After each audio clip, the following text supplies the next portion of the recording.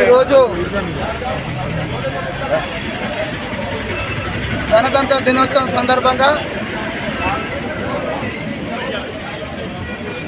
జిల్లా కాంగ్రెస్ పార్టీ, నగర కాంగ్రెస్ పార్టీ ఆధ్వర్యంలో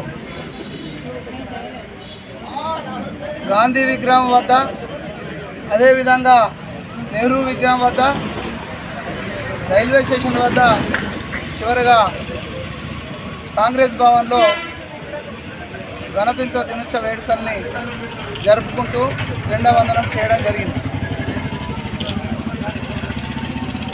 ఈ గణతంత్ర దినోత్సవం సందర్భంగా ఈ జిల్లా ప్రజలకు విజ్ఞప్తి చేసేది ఒకటే: ఏ లక్ష్యాలతోటైతే రాజ్యాంగాన్ని రచించుకొని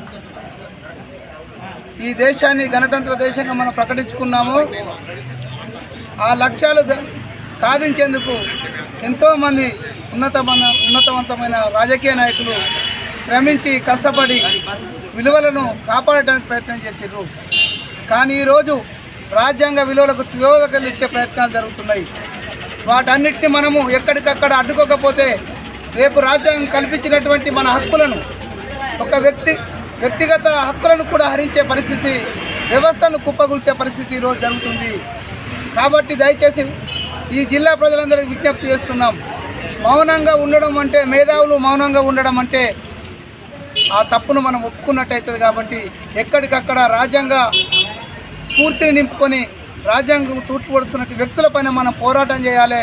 రేపు ఖచ్చితంగా దీనికి మనకు స్వతంత్ర సమరంలో అసూలు బాసినటువంటి ఎంతోమంది అమరవీరుల త్యాగాలను గుర్తు చేసుకొని మనము ఏ లక్ష్యాల కోసం ఈ స్వతంత్రం తెచ్చుకున్నాం, ఏ లక్ష్యాల కోసం గణతంత్ర రాజ్యాంగాన్ని రచించుకున్నామనే విషయాన్ని గుర్తుంచుకొని ముందుకెళ్లాల్సిందిగా తెలియజేస్తూ, ఖచ్చితంగా ఈ జిల్లా ప్రజలకు, ఈ రాష్ట్ర ప్రజలకు కూడా గణతంత్ర దినోత్సవ శుభాకాంక్షలు తెలియజేస్తున్నాం.